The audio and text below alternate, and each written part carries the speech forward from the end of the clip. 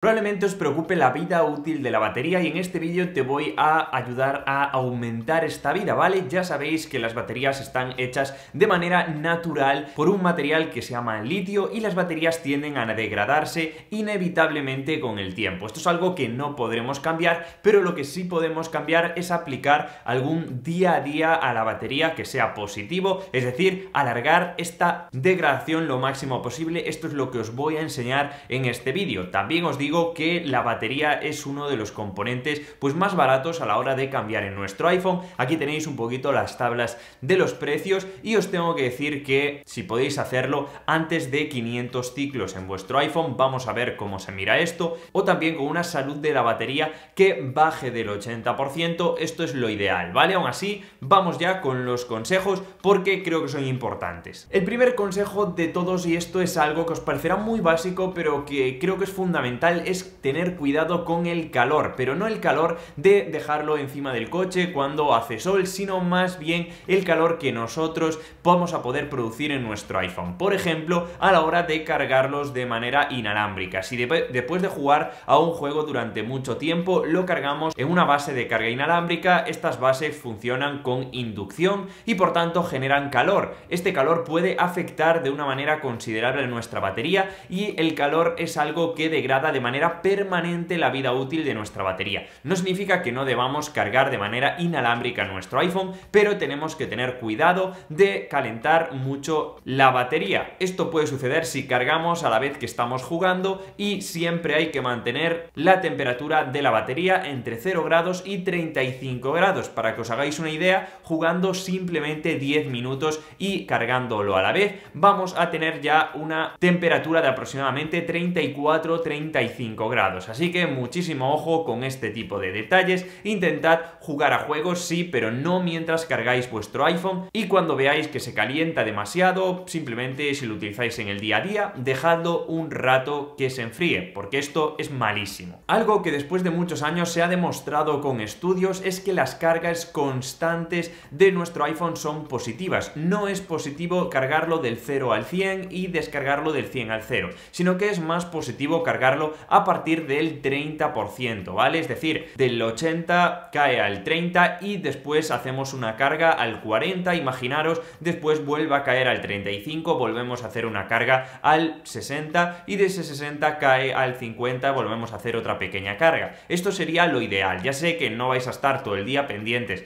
de vuestro iPhone, pero sí podéis cargarlo pues unas 2-3 veces al día sin problema. Yo lo suelo hacer porque tengo una base de carga inalámbrica al lado del escritorio, aparte de que me es muy cómodo, es bueno para el iPhone, pero siempre es importante tener habilitada la opción de optimizar la batería, que nos permitirá cargar nuestro iPhone hasta el 80% y de manera inteligente. En tercer lugar, os parecerá lógico, pero es importante para alargar la vida de la batería el hecho de hacer los mínimos ciclos posibles. Ya sabéis, los ciclos de batería se pueden mirar de esta manera. Os voy a dejar un vídeo por aquí porque ya os lo explico con todo detalle, pero si nos vamos a privacidad, a análisis y mejoras, aquí en análisis del iPhone vamos a encontrar un archivo que si copiamos el texto de este archivo, lo pegamos en notas y buscamos la palabra Battery Cycle Count, vamos a encontrar los ciclos de carga que tiene nuestra batería en iPhone, ¿vale? Ya sabéis que un ciclo se forma de esta manera. Si un día descargamos el 50% y otro día descargamos otro, hemos hecho un ciclo en 2 días. El límite de nuestra batería suele ser de 500 ciclos. Cuando llegamos a 500 ciclos es hora de cambiar la batería. Pero lógicamente hay formas de hacer menos ciclos y es consumiendo menos batería. Así que os voy a dar algunos ejemplos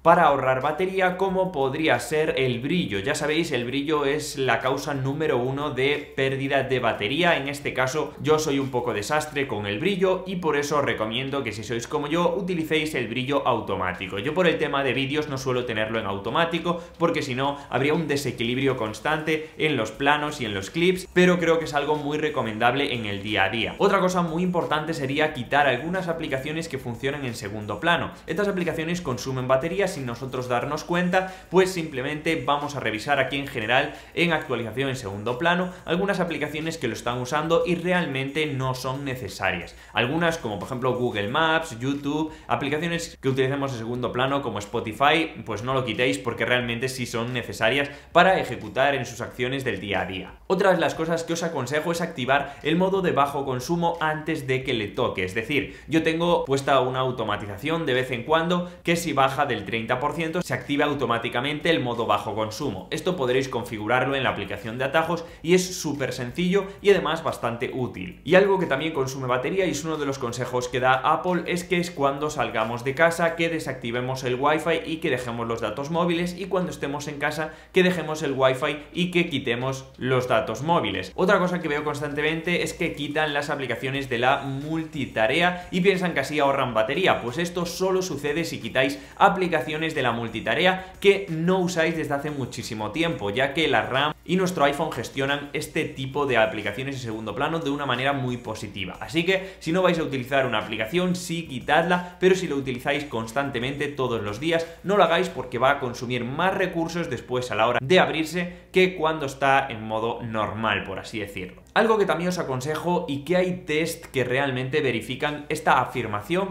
es que el modo oscuro ahorra más batería que el modo claro en pantallas OLED, es decir, en el iPhone XS, todas las versiones Pro y los iPhone 12 y iPhone 13, los que tienen pantalla OLED, incluso el iPhone 10, vais a poder ahorrar batería. Y esto haciéndolo a través del modo oscuro. Muchas aplicaciones tienen modo oscuro y cuando está en color negro la pantalla hay píxeles con una pantalla OLED que se apagan, por tanto vamos a ahorrar batería y esto está verificado. Y por último os daría algunos consejos como por ejemplo actualizar las aplicaciones de vez en cuando, porque muchas sí incluyen funciones para ahorrar batería, o también deshabilitar la opción de AirDrop si no la vamos a utilizar, ya que es algo que está activo, que consume batería muy poquita, pero son detalles que se van acumulando. Así que chicos, no tengo mucho más que deciros, estos son los consejos que yo os daría para ahorrar batería en vuestro día a día y para alargar la vida útil de vuestra batería en iPhone. Así que chicos, espero que os haya gustado. Tengo por aquí más vídeos para ahorrar batería con iOS 15, aunque creo que son ya muy específicos de este tema y creo que también son bastante interesantes. Así que chicos, espero os haya gustado. Ahora sí, y nos vemos como siempre en el siguiente vídeo.